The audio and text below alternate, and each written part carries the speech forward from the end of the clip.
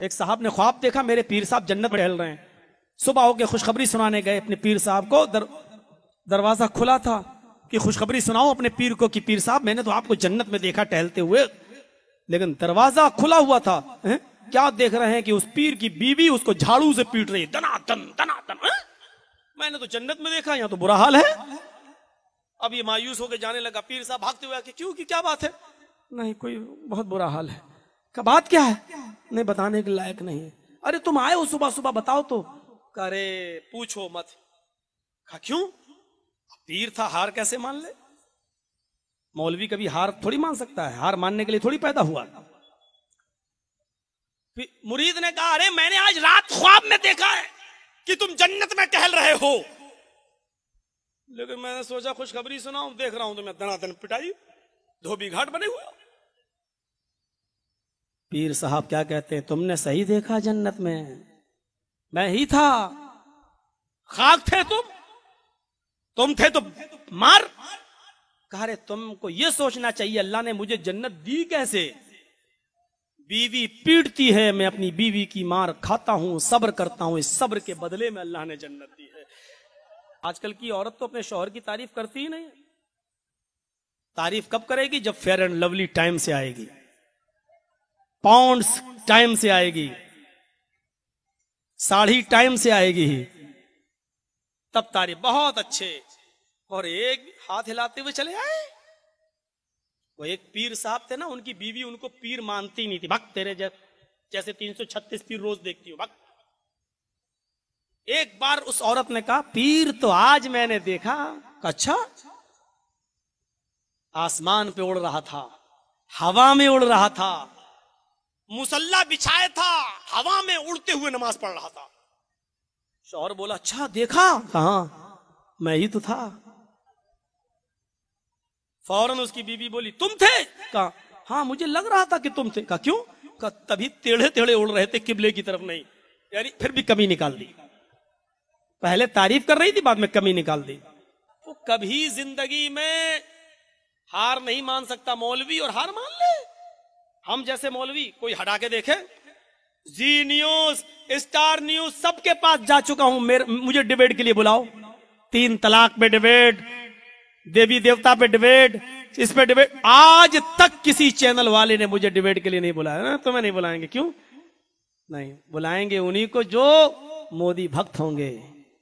उसकी बात जो कहने वाला होगा उसी को बुलाओ। मुझे बुलाओ, मैंने कहा नहीं। हरा के देखो डिबेट में। मौलवी क्या जो हार जाए?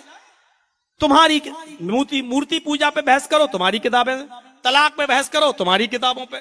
तुम आओ तो इस भारत से सबसे ज्यादा मोहब्बत और प्रेम कौन करता? आओ। अंग्रेजों को भारत से भगाया किसने? आओ। डिबेट तो करो तुम। लेकिन हमें नहीं बुलाते। वो जानते हैं कि हमारी किताबें खुलेंगी, बाइबल खुलेगी, गीता सब खुल जाए, तुम्हारी जरूरत है। नहीं बुलाते ही नहीं। क्यों नहीं बुलाते? मौलवी क्या हार मान? कहते ना, एक शिकार, सुना होगा वो किस्सा, एक शिकारी के जाल में कौवा और कबूतर दोनों फंस गए। कौवा भी रो रहा है, कबूतर भी रो रहा हूं।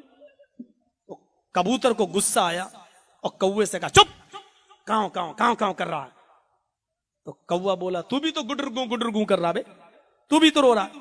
तो कबूतर बोलता, मैं तो इसलिए रो रहा हूं क्योंकि मैं हलाल हूं, और शिकारी मुझे जाल से निकालेगा और काट के खाएगा, मुझे तो कटना ही कटना है, तो थोड़ा रो लूं।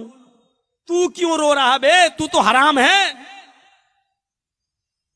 तुझे थोड़ी काटेगा, ज्यादा से ज्यादा कैद कर लेगा, पिंजड़े में खाना पीते, तुझे काटेगा थोड़ी, तेरा करेगा क्या? तू तो हराम है। कौवा बोला, मैं तुमसे ज्यादा परेशान हूं। कहा क्यों? कहा जिस जाल में फंसा हूं वो जाहिल का नहीं है, मौलवी का जाल है। क्या है? कबूतर बोला, मौलवी के जाल है। कहा तो क्या हुआ? कहा मुझे डर लग रहा है, मौलवी का कोई भरोसा नहीं, कब हलाल का फतवा दे और काट के मुझे भी खा जाए। इस मौलवी का कोई भरोसा नहीं, इसलिए मैं तुमसे भी ज्यादा परेशान हूं। जब मौलवियों से कौवे और कबूतर डरने लगे, इनके फतवों से कौवे और कबूतरों का भरोसा उड़ जाए, तो फिर आवाम का क्या होगा? एक यही सूरत हाल है। एक कह रहा आम, दूसरा कह रहा इमली, एक कह रहा जायज, एक कह रहा नाजायज, एक कह रहा हलाल, एक कह रहा हराम। इसीलिए तो मैं कहता हूं, ना इधर ना उधर, आओ काल अल्लाह काल रसूल की तरफ, आओ अल्लाह और उसके रसूल की तरफ। तरक्तु फीकुम अमरैन लन तज़िल्लु मा तमस्सक्तुम बिहिमा किताब अल्लाहि व सुन्नत रसूली। यही अल्लाह के नबी ने फरमाया, मैं तुम्हारे दरमियान दो चीजें छोड़कर जा रहा हूं, जब तक तुम इन दोनों चीजों को मजबूती से पकड़े रहोगे कायनात की कोई ताकत तुम्हें गुमराह नहीं कर सकती है। आओ, नबी गारंटी कार्ड दे रहे हैं, कायनात की कोई ताकत तुम्हें गुमराह नहीं कर सकती है, पथभ्रष्ट नहीं कर सकती है, सीधे रास्ते से भटका नहीं सकती है। कब तक? जब तक तुम इन दोनों चीजों को पकड़े रहोगे, किताब अल्लाह, अल्लाह की किताब कुरान, व सुन्नत रसूली, और उसके रसूल यानी मोहम्मद की सुन्नत हदीस, इन दोनों चीजों को मजबूती से पकड़े रहोगे। ये गारंटी कार्ड दे दिया, जब तक तुम इन दोनों को पकड़े रहोगे गुमराह नहीं होगे। आज हम गुमराह हैं, मफहूम मुखालिफ निकालो। आज हम गुमराह हैं, उल्टा मफहूम निकालो। अल्लाह के रसूल ये कह रहे हैं, जब तक तुम इन दोनों को पकड़े रहोगे गुमराह नहीं होगे। हम गुमराह हैं, इसका मतलब यह है कि हम अल्लाह और उसके रसूल की किताब यानी कुरान और हदीस को मजबूती से नहीं पकड़े हैं। पकड़ोगे तो गुमराह नहीं होगे।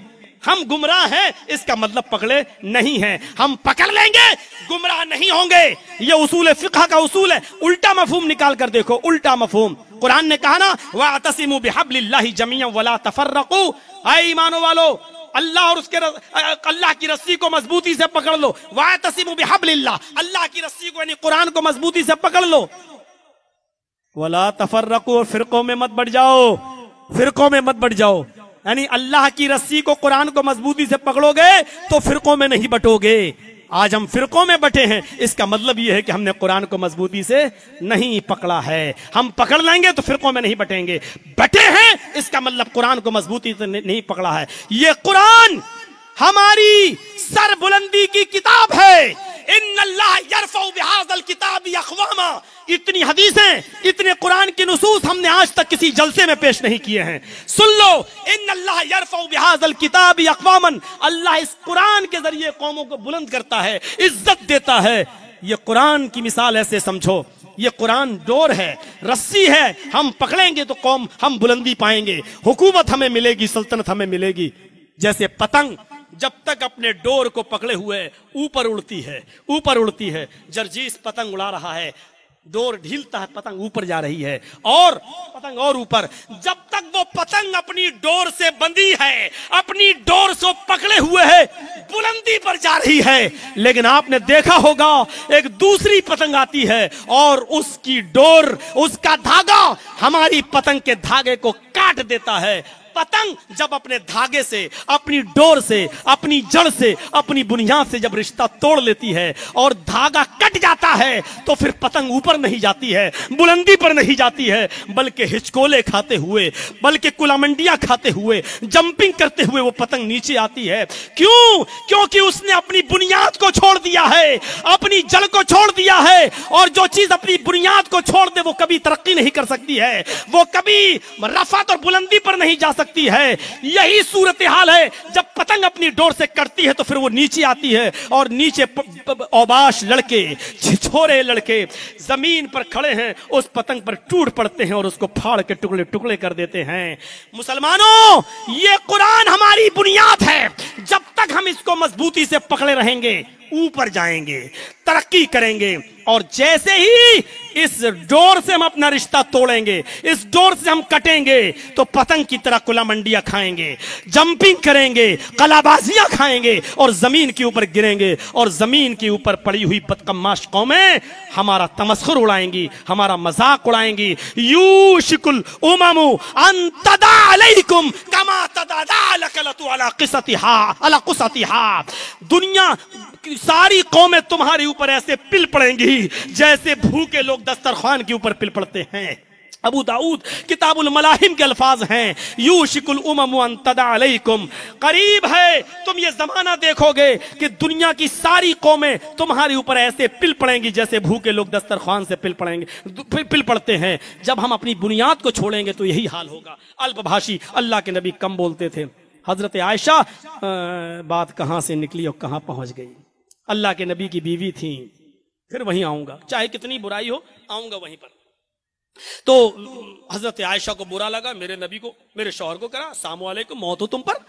हजरत आयशा चीखती अंदर से, बस वालेकुमुस्सलाम या यहूद वल्लाना, आए यहूदियों तुम पर मौत हो और अल्लाह की लानत हो। हजरत आयशा ये क्या कह रही हो तुम? कहा अल्लाह के नबी सुना नहीं, इन यहूदियों ने कहा मौत हो आप पर। कहा आयशा सुना नहीं, मैंने क्या कहा वालेकुम तुम पर हो, मैं जवाब दे चुका था, तुमने लाना लाना क्यों, अल्लाह की लानत और क्यों भेजी, ज्यादती क्यों की? नहीं, माफी मांगो, बदला उतना ही लो जितना है, ज्यादती इस्लाम ने नहीं सिखाई है। हजरत आयशा को माफी मांगना पड़े। मेरे प्यारे साथियों, कम बोलते थे अल्लाह के रसूल, बहुभाषिता, मुस्तकबिल की बातें बताएंगे। अल्लाह के रसूल ने मुस्तकबिल की बातें बताई, इल्म गैब नहीं था। क्यों? मा यंतिकु अनिल हवा इन हुवा इल्ला वह्युन यूहा, नबी अपनी तरफ से कुछ नहीं बोलते, वो जो कुछ भी बोलते हैं वो अल्लाह की तरफ से पैगाम आने के बाद बोलते हैं, और जो चीज बता दी जाए वो गैब नहीं होती है। अल्लाह के रसूल ने मुस्तकबिल की बातें बताई। ये क्या है? ये मुस्तकबिल की बातें ना, निसाउन कासियातुन आरियातुन मुमीलातुन व माइलात, एक ऐसा जमाना आ जाएगा कि तुम औरतों को देखोगे कि वो बज़ाहिर तो कपड़े पहने हुए होंगी लेकिन हकीकत में वो बरहना होंगी।